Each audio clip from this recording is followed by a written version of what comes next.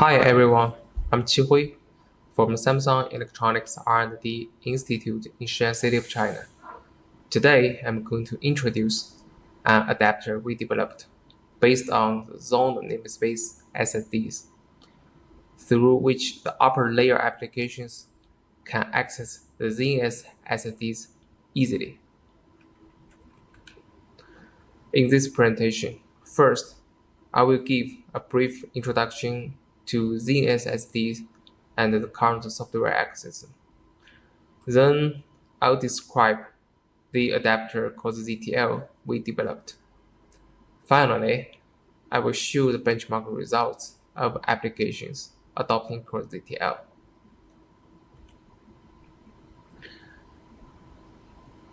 The overview of ZNS SSDs. In zoned namespace SSD specification, the logical address space is divided into fixed-sized and sector-aligned zones. Each zone can be read randomly, but must be written sequentially. Each zone of the device address space has a write pointer that keeps track of the position of the next write.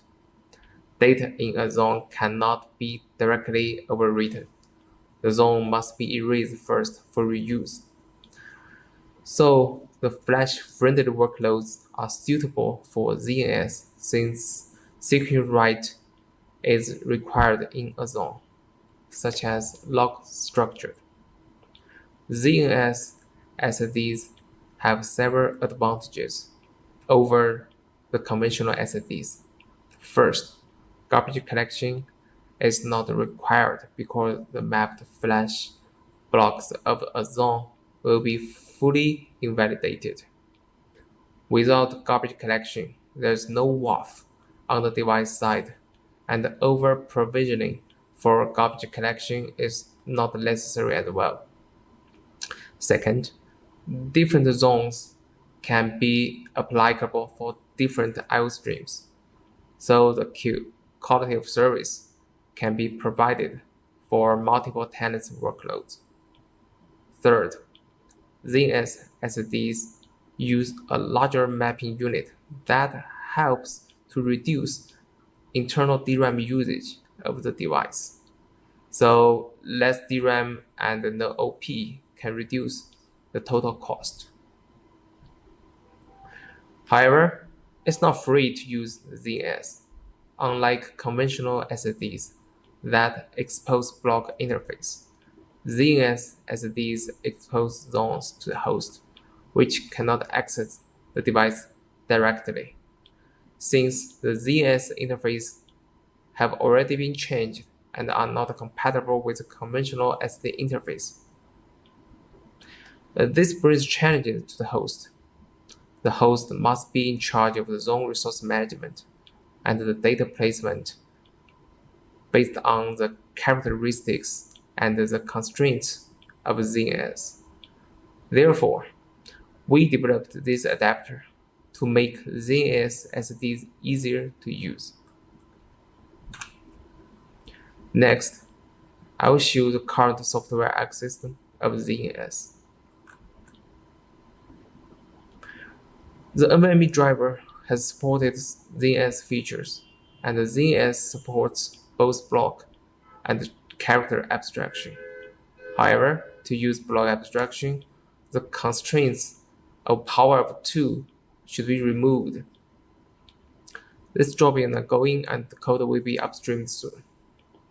The character abstraction is available in kernel 5.14, and the kernel pass-through feature is enabled on character abstraction in kernel 5.19.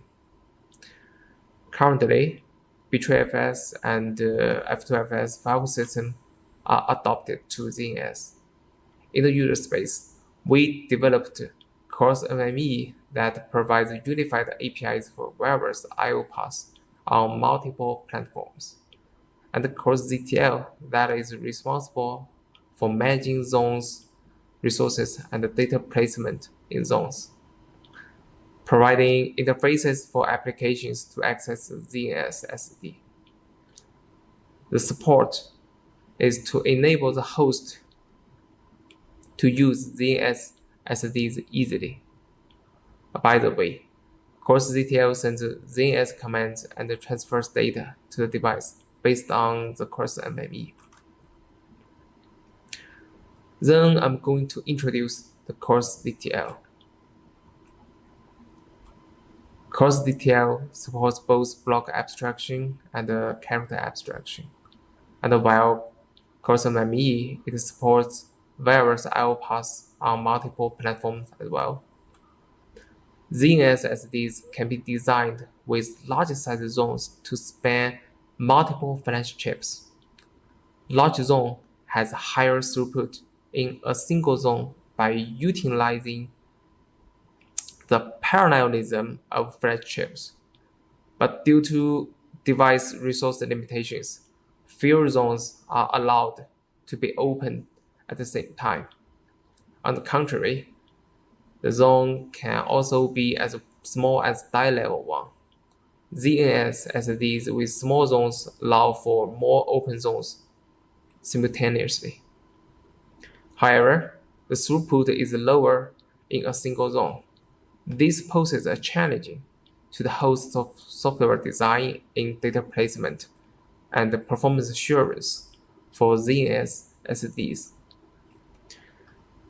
In CourseDTL, we implemented the zone striping for small size zones to process the I/O requests in multiple zones in parallel to guarantee the performance. Users can tune the striping number according to the zone size to maintain the performance. CourseDTL is built as a user-space library and can be applied to different applications.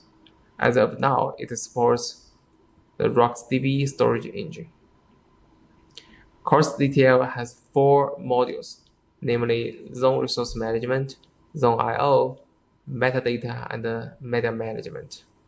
I'm going to describe them in detail next.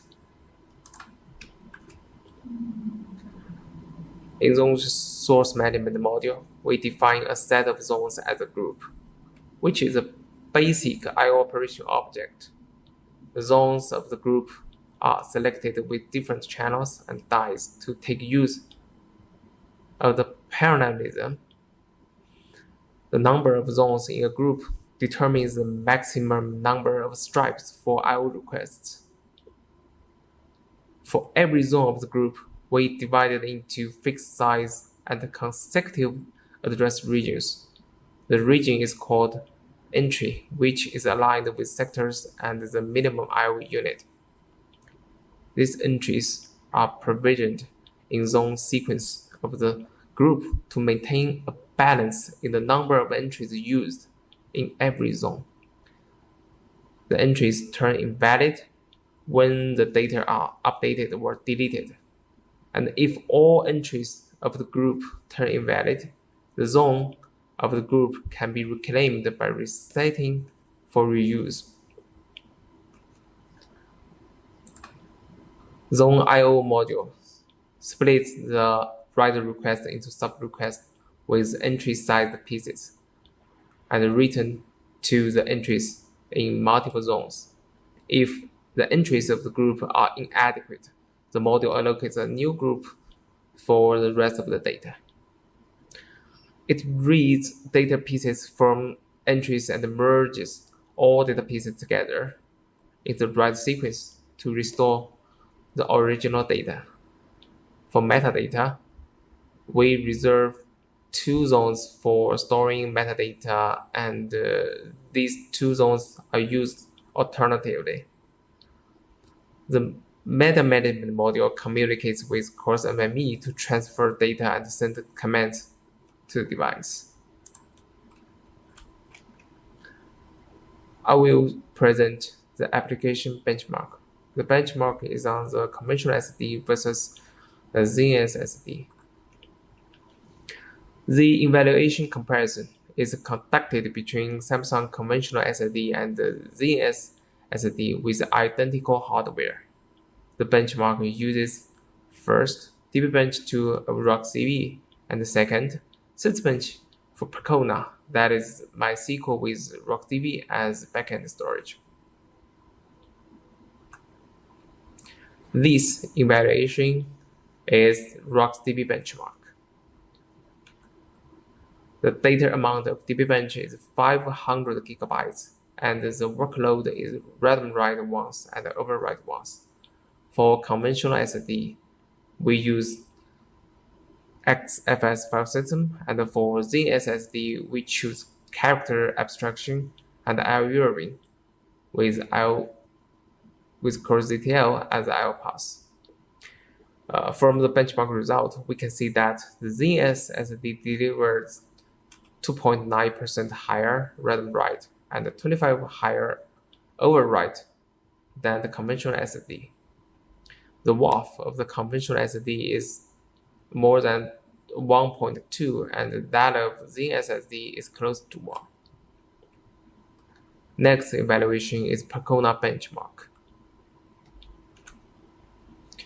We use sysbench to benchmark Pakona. The benchmark workload of sysbench involve read-only, write-only, and read-write with 16, 32, and 64 threads respectively. The benchmark data amount is 25 tables with 50 million records per table. Both devices are not preconditioned. In this benchmark, we choose block abstraction and IO with CourseDTL as IO path for ZNS SSD. In read-only workload, the transaction per second of Percona is 78% to 90% higher than the conventional SSD, and the latency is reduced around 38%. In write-only workload, the TPS of ZNS SSD is 14% to 20% higher than the conventional SSD, and the latency is reduced 20% to 38%.